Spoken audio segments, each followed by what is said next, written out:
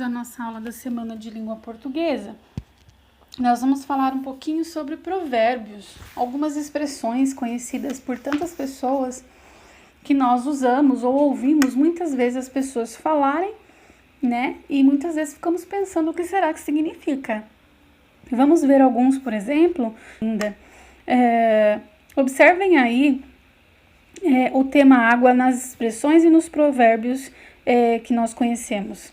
Algumas expressões como, por exemplo, ficar com água na boca ou pescar em águas turvas. Alguns provérbios bastante conhecidos como águas passadas não movem moinhos, água mole em pedra dura, tanto bate até que fura. Quem chega primeiro bebe água limpa, nunca diga desta água não beberei. Então aqui são alguns dos exemplos de provérbios e expressões usadas em algumas regiões do país que muitos conhecem, inclusive os pais, as mães de vocês devem conhecer grande parte deles. Então aqui seria uma atividade em grupo se nós estivéssemos em sala de aula. Como não estamos, vocês farão com o auxílio da família, tá? Vocês vão pesquisar os tipos de provérbios, tá? Para registrar, eu deixei lá na postagem da semana instruído que é para utilizar no encarte 2 a ficha de provérbios. Lá na ficha de provérbios existem 8 quadradinhos. 4 deles para que vocês registrem 4 tipos diferentes de provérbios. E os outros 4 para registrar por meio de desenho os provérbios que vocês pesquisaram. Então, registrei um provérbio, desenho esse provérbio. Registrei outro provérbio, desenho esse outro provérbio. E assim por diante. São 8 quadradinhos, 4 para escrita e 4 para desenho, ok?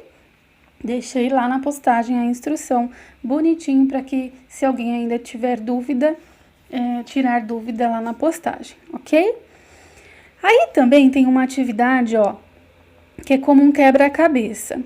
Vocês vão escritas aí, podem recortar as palavras, podem na verdade, escrever as palavras num papel, numa folha qualquer, escreve as palavras, recorta depois essas palavras, na sequência, tentar descobrir qual é a frase que está aí misturada. Então, vocês descobrindo a frase, vão registrar nessas 2 linhas aí, ok?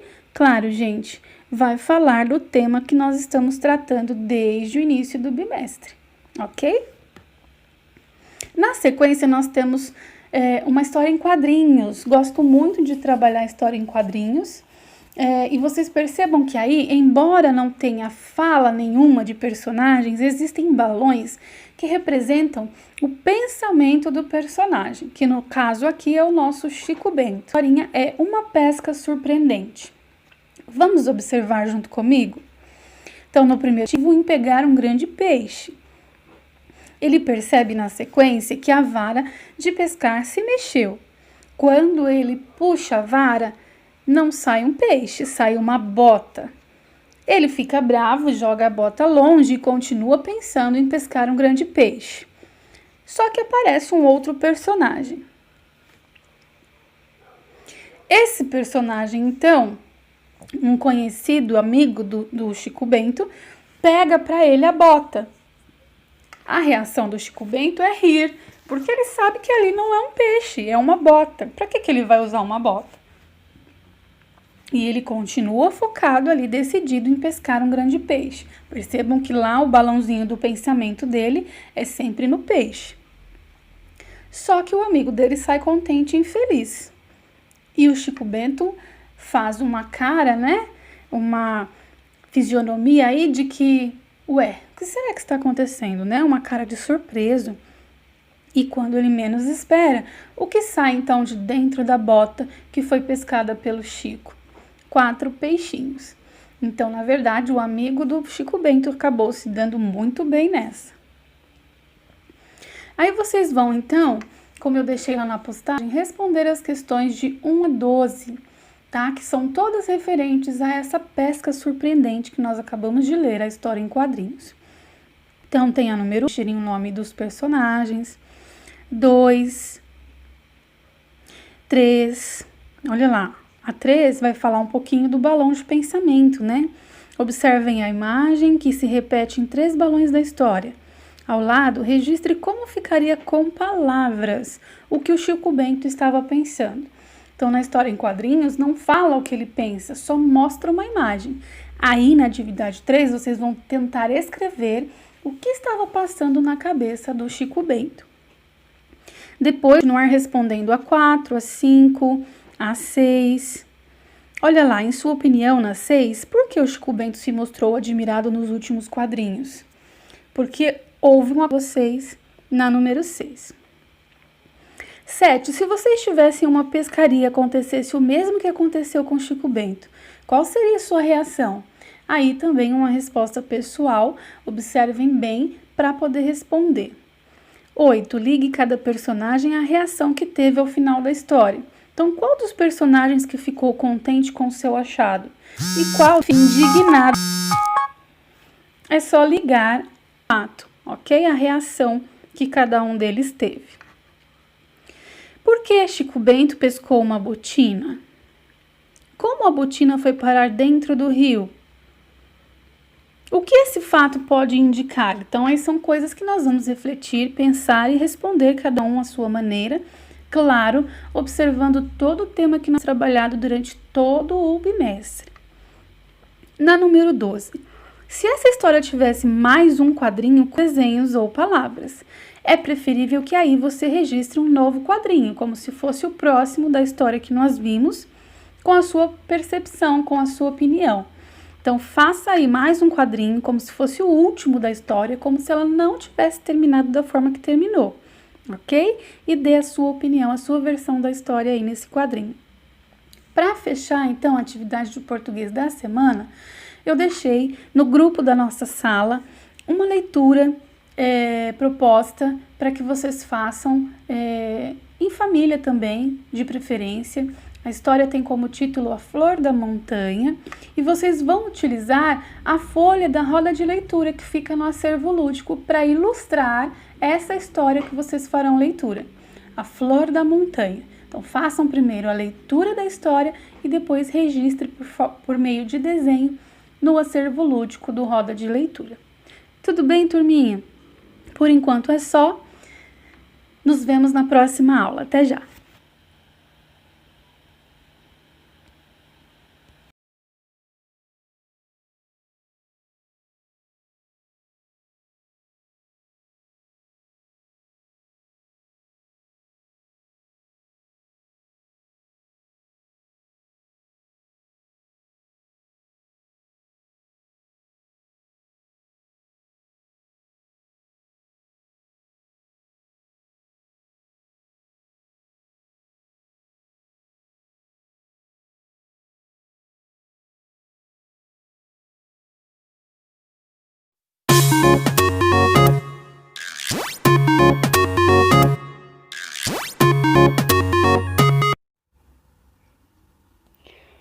Bem-vindas, turminha, à nossa aula de matemática da semana. Abra sua apostila lá na página 90. Eu deixei lá na postagem a indicação das páginas para essa semana. E nós vamos falar um pouquinho de um assunto novo, da porcentagem. Vocês já ouviram falar nesse termo? Porcentagem? O que seria isso? Então, nós vamos ler um pouquinho aí desse texto da página 90 e depois temos algumas atividades aí para fazer. Ok? Acompanhem comigo. A água está em toda parte. Em que porcentagem? Onde há mais água? Nas nuvens? Nos mares? Ou nas geleiras? Deixei na postagem para vocês responderem essas perguntas no caderno, tá? Então, faça a leitura da página 90 com atenção e tente responder. Onde é que você acha que é água? Será que é nas nuvens? Ou nos mares ou nas geleiras? Vamos ler aí embaixo. A água é um bem muito precioso. Ela é fonte de vida e está em toda parte. Ela está nas nuvens, nos mares, nos rios, nos lagos, nas geleiras e até nos seres vivos. Você sabia que 70% da composição do corpo humano é água? Curiosidade bem interessante, né, turma? Então vamos lá para as atividades da página 91. Converse com seus colegas e professor, nesse caso, com o pessoal aí de casa. e façam juntos uma lista dos lugares onde encontramos água. Então, aí na número 1, vocês vão registrar que lugares eu posso encontrar água. Então, vocês registrem aí a pesquisa da conversa que vocês tiverem aí com os familiares, ok? 2. Que informações matemáticas você pode tirar do texto? Registre-as aqui. Então, lá no texto que nós lemos sobre a água, que informação matemática informa aí, a gente consegue visualizar nesse texto? Onde mostra números, né? Informação matemática. Então, você vai registrar na número 2. 3. Você já ouviu falar em porcentagem? E o que você entende por essa palavra, né? Qual é o significado? Você entende o que quando dissemos porcentagem, quando dizemos essa palavra? Então, aí na 3 você vai colocar a sua resposta pessoal, o que você acha que é, tá? Depois, faça a busca em um dicionário ou em sites de busca na internet do significado do termo porcentagem. Então, antes de você pesquisar, você vai colocar na 3 o que você acha que é. E aí, depois de pesquisar ou no dicionário ou no Google, né, na internet, você vai compartilhar registrando no quadro o que você acha que é porcentagem. 4. No texto aparece o símbolo da porcentagem. É aquele desenhinho, né? Você sabe o que ele significa? Provavelmente aí você já vai ter descoberto, então você pode registrar aí na resposta. E 5. Procure em jornais, revistas, folders e outros meios de mídia impressa o uso desse símbolo. Recorte 5 situações em que esse símbolo aparece e cole as imagens em um cartaz coletivo que seu professor irá montar. Nesse caso, gente, nós não temos como fazer o cartaz coletivo, porque cada um vai fazer a sua atividade em casa. Então, a orientação é que você faça a pesquisa, recorte as imagens que você encontrar aí do símbolo da porcentagem e cole no caderno de matemática. E aí, não esquece de mandar a foto para a professora, certo? Vamos ler mais um pouquinho agora. Há muita água. Quantas partes em 100? Leia esta informação. O leite tem 75% de água. Já imaginaram, já pararam para pensar isso, gente? O leite que nós tomamos, 75% dele é água. O que isso significa? Preciso que você coloque a sua opinião aí. O que você acha que representa 75% de água no leite? Cada um vai expor a sua opinião. 2. Para compreender melhor, acompanhe a situação a seguir. Letra A. Quantos quadradinhos tem esse quadrado? Então, você vai precisar contar quantos quadradinhos tem esse grande quadrado aí, cheio de quadradinhos. Você vai contar e registrar. Letra B. Você vai pintar 75 quadradinhos do quadrado grande. E olha só o que nós vamos descobrir. Dos 100 quadradinhos, você pintou 75. Isso quer dizer que você pintou 75% do quadrado maior. 75% significam 75 em cada 100. Olha aí como é que a gente descobre a porcentagem. Então, gente, nós descobrimos que a porcentagem é a parte, né? É uma parte de 100.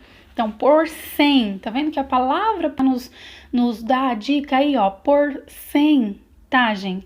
Então, é o número por 100, tá? Então, eu sempre tenho que calcular por 100 a porcentagem para achar o resultado. Nesse caso, vocês vão descobrir aí a quantidade de quadradinhos, registrar e depois pintar 75. E aí, vocês vão perceber que 75% do quadrado é 75% de 100 quadradinhos. Façam com atenção, ok? 3. No quadrado, abaixo, pinte A. 75 quadradinhos de cor azul. B. 25 quadradinhos de outra cor que você quiser. Então, 75 quadradinhos, azul. Os outros 25 você vai pintar da cor que você achar melhor.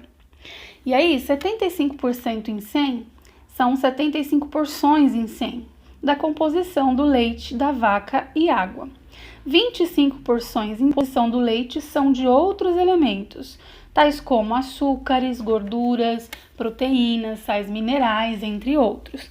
Então, a gente descobriu que 75% do leite é água e o restante, que sobrou de 100, que é 25%, é o conjunto aí dos outros elementos que nós acabamos de ver.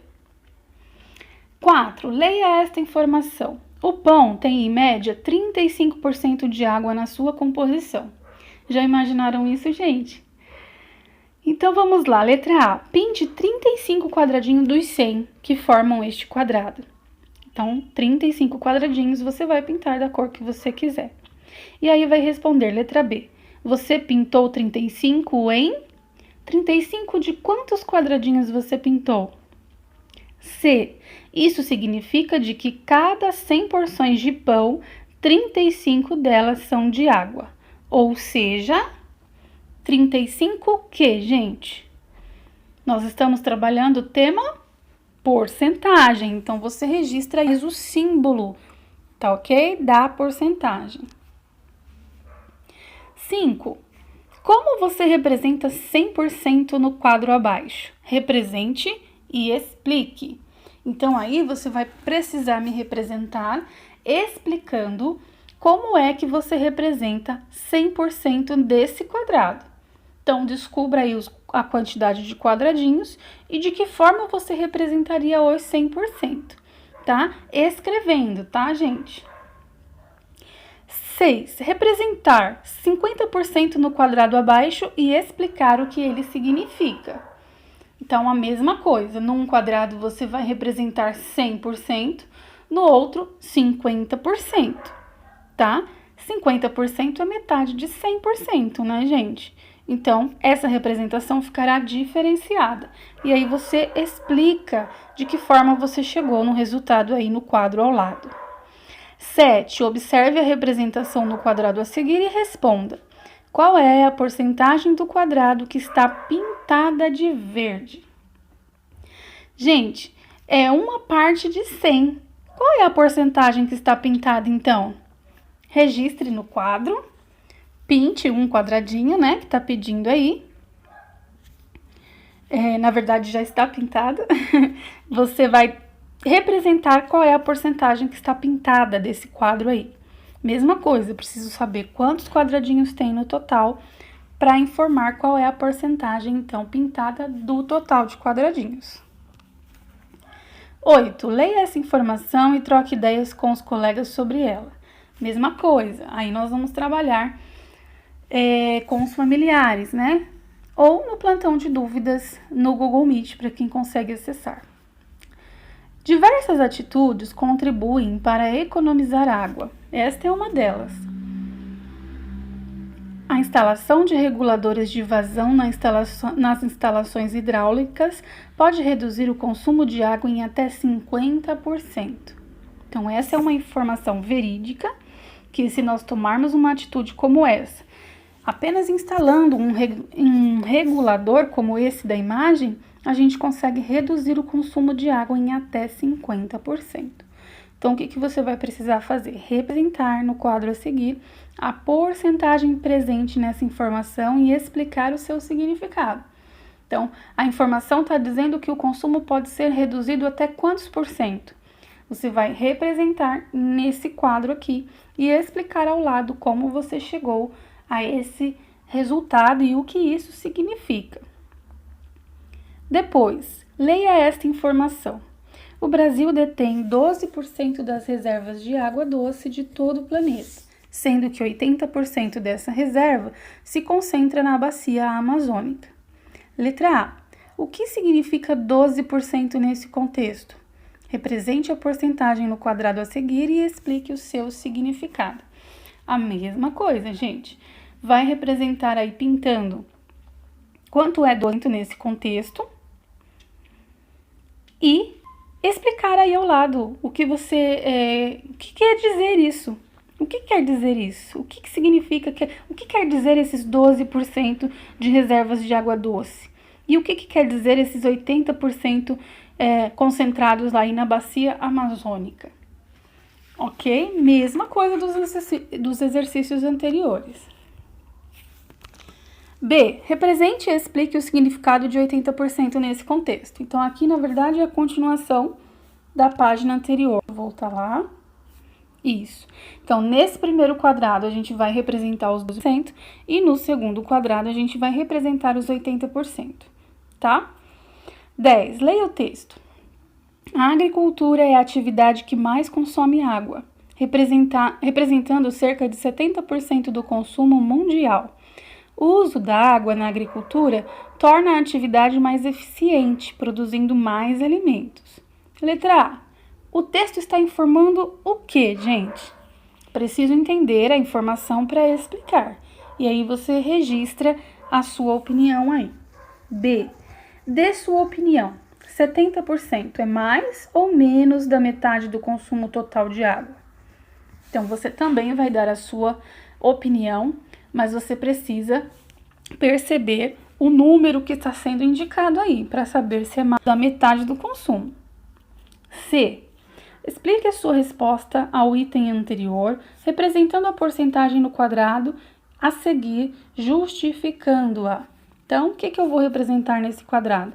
A informação da letra B, que é os 70% que nós lemos aí de consumo mundial de água, tá? Então, represente na letra C os 70%, pintando os quadradinhos, e ao lado você vai explicar o que isso quer dizer.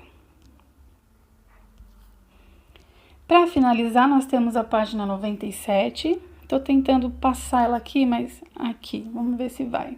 Isso, número 11. Você sabia que as partes comestíveis da maioria das frutas geralmente contêm em torno de 80% de água em sua composição? Represente no quadro a seguir a porcentagem que aparece na informação e explique o significado dela. Ou seja, gente, se a maioria das frutas tem em torno de 80% de água na sua composição, é esses 80% que eu vou precisar representar no quadro abaixo, pintando a quantidade que representa 80%. E lá embaixo, nas duas linhas, eu vou explicar o que isso quer dizer, ok? Mesma coisa das outras atividades.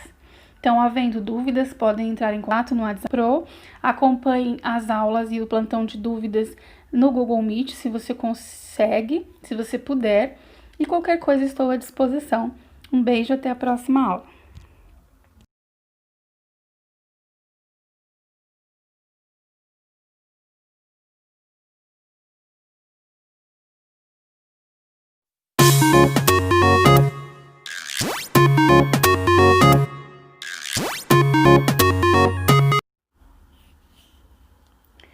Oi, turma!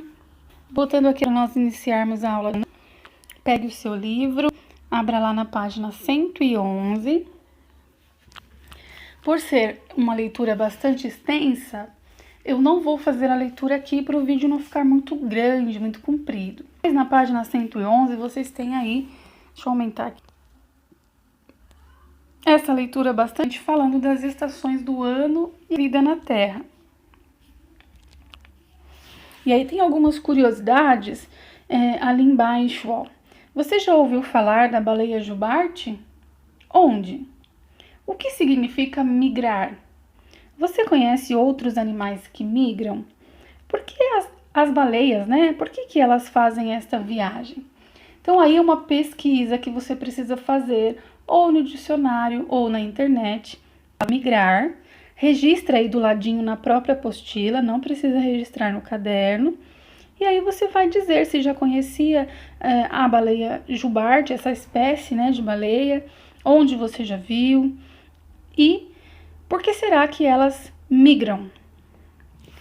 Na sequência, tem a outra leitura falando aí, na verdade é uma continuação que vai falar um pouquinho de que forma as estações do ano, as temperaturas, o tipo de clima influenciam na vida dos seres vivos, dos animais, né? Então, é bastante curioso, é bastante interessante essa leitura, então eu vou convidar você a fazer uma leitura atenciosa, de forma pausada, pontuando bonitinho as frases, respeitando as pontuações, para que você faça uma leitura prazerosa e descubra bastante coisa interessante. Na sequência, tem um jogo da memória que é para vocês jogarem em família. Tá lá no Acervo Lúdico 10, tá? É um jogo da memória que tem por objetivo ajudar você a conhecer um pouquinho mais sobre esses animais que migram. Por que eu não vou explicar o que é migrar agora? Porque faz parte da sua pesquisa. E aí, posteriormente, a gente pode conversar mais um pouquinho sobre isso, tá? Você vai, então, pesquisar e descobrir o que significa migrar, para depois a gente bater um papo em um dos nossos plantões sobre esse assunto, que é bastante interessante. Depois, vamos aí para a atividade seguinte. Você gosta mais do inverno ou do verão? Resposta pessoal, pode registrar aí na frente da pergunta. Quais são as reações que você percebe em seu corpo nos dias frios? E nos dias de calor? A gente percebe, né? Que quando está mais frio, E como que o nosso corpo fica?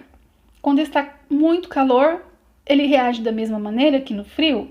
Não, né? O nosso corpo reage de formas diferentes, tanto quanto no calor.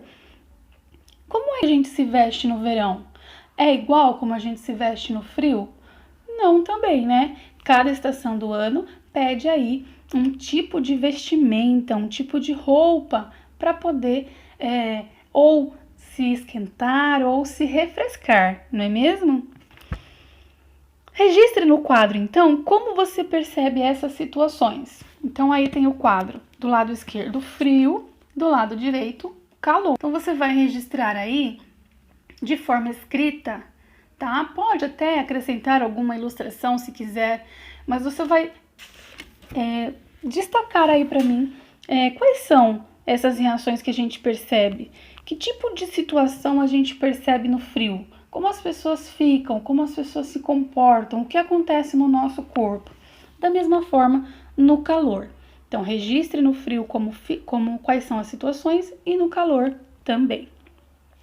Vamos só terminar fechando esse tema de hoje, dessa semana, fazendo essa leitura aí de baixo. Ó. Mesmo que a temperatura ao nosso redor varie, ou seja, mesmo que ela mude, que ela altere, nosso corpo mantém normalmente, em média, a temperatura de 36 graus Celsius.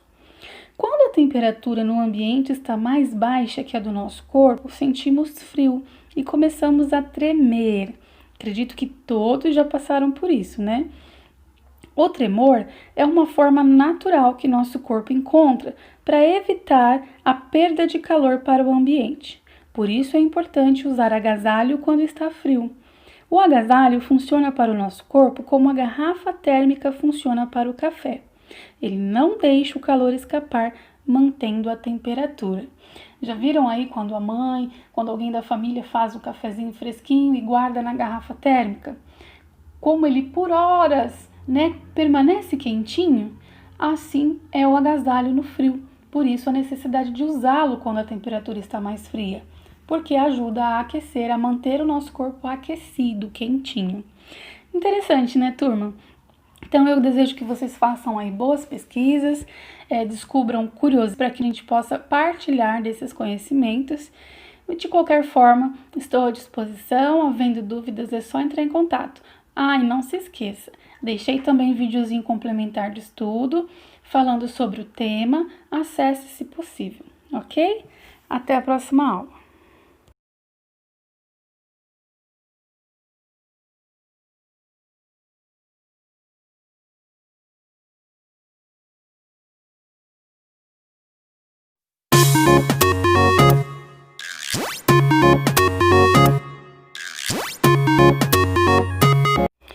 Oi, turminha! Vamos lá para a nossa aula da semana de ciências, abrindo 134. Ciências não, né, gente? Desculpa. Geografia. Ciências já foi. Página 134 é continuação das atividades que nós estamos fazendo no bimestre. Vamos falar aí um pouquinho mais sobre esse assunto, né, que está todo inteiro.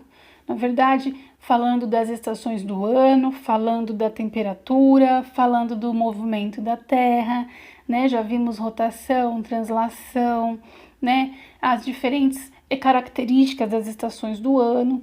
E a gente vai percebendo que todos esses assuntos estão ligados um ao outro. Então vamos continuar os nossos estudos. Acompanhem comigo a leitura da página 134. Relembre a experiência com o globo terrestre e a lanterna e observe as ilustrações. É claro que essa experiência, como eu disse a semana passada, não é obrigatória, até porque tem aí a dificuldade de encontrar os materiais, né? Na ilustração abaixo, a lanterna está posicionada diretamente para a parte central do globo terrestre, sendo que os dois hemisférios estão recebendo igual iluminação. Lembre-se que a luz da lanterna representa a luz e o calor do sol que incide sobre a Terra. Então, a lanterna está só representando a luz solar nesse caso. E o globo representando, claro, o planeta. Nos lugares mais afastados da linha do Equador, a temperatura é mais fria. Lembrando que a linha é aquela que a gente consegue observar ali no meio, né? A linha do Equador. Então, os lugares mais afastados dessa linha do Equador, vocês acham que ela é, observando aí a imagem da lanterna como se fosse a luz solar. Os lugares mais longe dessa linha central, eles são mais quentes ou mais frios? Responda aí fazendo o xizinho no quadradinho. Nesta outra ilustração, devido à inclinação do eixo terrestre e ao movimento da translação, um dos hemisférios está recebendo mais iluminação que o outro. Então, percebam aí a lanterna iluminando o planeta, o globo. Para responder, é a mesma posição da ilustração anterior? É a mesma, gente, posição? Vai responder se sim ou não. Qual hemisfério do globo terrestre está recebendo mais luz? E aí nós vamos decidir, é o hemisfério sul ou é o hemisfério norte? Qual é a estação do ano no hemisfério sul, quando ele recebe maior quantidade de luz e calor solar? Fácil, né, gente? Quando o lugar está recebendo mais iluminação por parte do sol, né, o calor solar, que estação do ano está sendo representada? Primavera, verão, outono ou inverno? Escrevam aí. 135. Enquanto no hemisfério sul é verão, pois recebe mais luz e calor solar, no hemisfério norte ocorre o contrário, por isso é inverno. Quando a luz e o calor solar incidem com praticamente a mesma intensidade nos hemisférios norte e sul, ocorrem o outono e a primavera. Outono é a estação de passagem do verão para o inverno. Primavera, passagem do inverno para o verão. Então, percebam aí nas imagens como é feita, né, essa passagem de estações. Acabamos de ver, o outono é o que faz lá a passagem do verão para o inverno e a primavera do inverno para o verão. Observem as setinhas aí, ó. Para medir a temperatura de um lugar, utilizamos a medida graus Celsius, que é simbolizado por essa letra C, que vocês estão vendo aí, né, entre parênteses, mais a bolinha, que representa o grau. A bolinha representa o grau e a letra C de Celsius. Também estudou anteriormente que essas estações não são iguais em todas as regiões do planeta. Não são iguais todas ao mesmo tempo, né, gente? Isso nós já sabemos. Observe as imagens a seguir para compreender por que isso acontece. O mapa e a ilustração abaixo são do Peru, um dos países da América do Sul. Seu território é bastante acidentado. Observe que boa parte do território peruano está no alto de um conjunto de montanhas, numa cordilheira, a Cordilheira dos Andes. Também já estudamos sobre isso, né? No mapa estão destacadas duas importantes cidades do Peru, Lima e Huancayo. Lima é a capital do Peru e fica próxima ao mar, numa altitude de 150 metros. Sua temperatura anual varia de 12 a 29 graus. O Ancaio está localizado no alto da cordilheira, a uma altitude de 3.245 metros, e a sua temperatura anual varia de 0 a 23 graus. Observe no mapa que as duas cidades ficam próximas uma da outra. Número 6, vocês vão responder: qual das duas cidades apresenta temperaturas mais frias? É então Peru ou é Huancayo? Então, vocês têm que observar o mapa, observar as informações para saber a resposta. Ok, gente? E aí eu deixei lá na postagem uma atividade para vocês responderem no caderno de geografia, ok? Tem 3 perguntinhas lá. Vocês vão pesquisar, letra A, o que é meteorologia? Nessa palavra, para que ela serve? Vai escrever a perguntinha e responder. Depois, o símbolo que nós vimos na página anterior, que nós chamamos de graus Celsius. Para que ele é usado? É usado para medir o quê? Então, responda. E vocês vão me indicar depois, letra C, qual é a diferença entre tempo e clima? Nós não sabemos. Sabemos?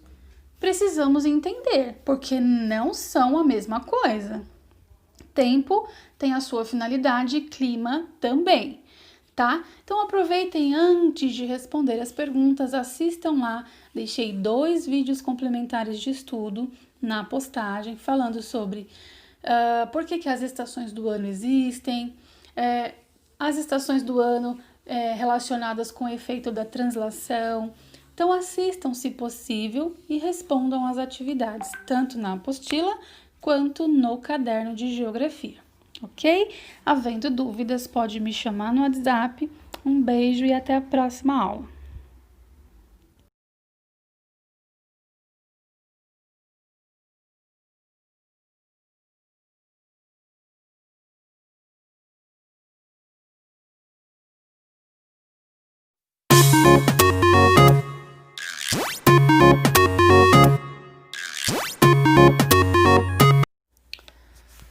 Olá, turminha! Nossa aula de história da semana.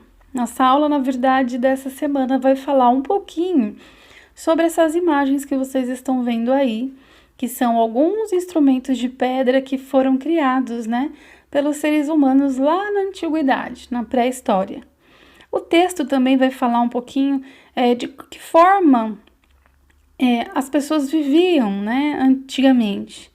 De que forma eles tentavam extrair o máximo possível da natureza para satisfazer as suas necessidades básicas, de que forma eles trabalhavam, se em grupo, de forma coletiva ou de forma individual, tá? Então, vocês vão fazer essa leitura aí bastante atentos a todas as informações, ok? Na sequência, nós vamos ver um pouquinho sobre como que era a vida e através dessa imagem, ó, é uma representação de escravos no Egito Antigo. Eles carregavam blocos de pedra para a construção das pirâmides, essas que nós estamos vendo aí na imagem. E aí nós vamos trazer um pouquinho sobre a história, relacionar um pouquinho com a história brasileira. Nós vimos já desde o início do ano que o Brasil também teve um período de escravidão, né? E de que forma será que esses escravos foram trazidos para o Brasil? De que forma eles eram tratados? Pensem comigo, de acordo com estudos que nós realizamos.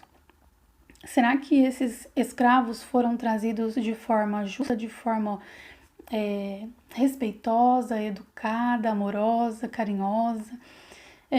De que forma que eles eram tratados aqui? Eram tratados com justiça, igualdade? Lembrem dos nossos estudos? Então, vocês vão responder aí as questões 1 e 2. Lembrando que, olha lá, infelizmente, a prática escravagista se espalhou pelo mundo todo. Você lembra de ter estudado que no Brasil também houve trabalho escravo? Sim, nós lembramos, né? Fizemos bastante atividades relacionadas a esse assunto esse ano. Então, vocês vão responder aí. Número 1. Quem eram os trabalhadores escravizados que foram trazidos para o Brasil e de onde eles eram trazidos? Então, informem aí sobre, de acordo com a sua reflexão e os estudos realizados, De onde eles vinham? Aqui na imagem nós vimos escravos lá no Egito, mas os escravos que vinham, eram trazidos para o Brasil, não eram do Egito. Eles vinham de onde? Depois, em que condições essas pessoas foram trazidas para o Brasil e como elas eram tratadas? Vimos também que não era lá muito legal, né? Não era muito justo, não era justa a forma como que eles eram tratados. Então você vai aí expor a sua opinião, retratando aí, afirmando aí de que forma que eles eram trazidos e de que forma eles eram tratados. Continuando a leitura, você vai observar aí que no meio dessa página, da 156, tem uma manchete. E a atividade aí é para que você produza também uma manchete. Então vamos olhar o exemplo que o livro está nos dando de manchete. Então tem o título, que é o que vai chamar a atenção de quem está lendo. Então o título é Pobreza cai no Brasil e aumenta na América Latina, diz relatório. Então essa é a chamada, né, para quem está lendo. Perceba que ele está lá em cima no título, ele está em negrito, né, com letras mais marcantes que o próprio texto, que é para chamar a atenção do leitor. E na sequência vem então uma parte do relatório falando aí de uma importante informação. O relatório Panorama Social da América Latina 2015, divulgado hoje, registrou uma redução importante nas taxas de pobreza no Brasil. Em toda a América Latina, entre 2014 e 2015, o número de pessoas em situação de pobreza cresceu. Percebam que abaixo da informação tem a fonte, nós chamamos de fonte, o lugar de onde essa informação foi tirada, tá? Então aí você vai procurar uma manchete de jornal ou de revista ou da internet que fale sobre um dos problemas sociais que nós vivemos atualmente. Então, o que é um problema social? É um problema que diz respeito a toda a sociedade, a todas as pessoas, a todos os habitantes da cidade. Então, assim, antigamente nós tínhamos a escravidão, que era um problema social, sim, porque atingia grande parte da população, né? Os escravos sofriam demais e era algo desumano, né, gente? Então, hoje não existe mais a escravidão? Não, mas existem outros problemas que nós temos que lidar. E aí você vai pesquisar um de interesse seu, de reflexão sua, para que você manchete de jornal e cole aqui, registre aqui nesse espaço vazio, tá? E aí eu vou pedir para que você, ao recortar e colar, registrar aí na página, você tire uma foto e mande para mim, para que eu possa validar a sua atividade, ok? Tendo dúvidas, turminha, é só entrar em contato comigo, tá bom? Beijos, ótima semana e até a próxima!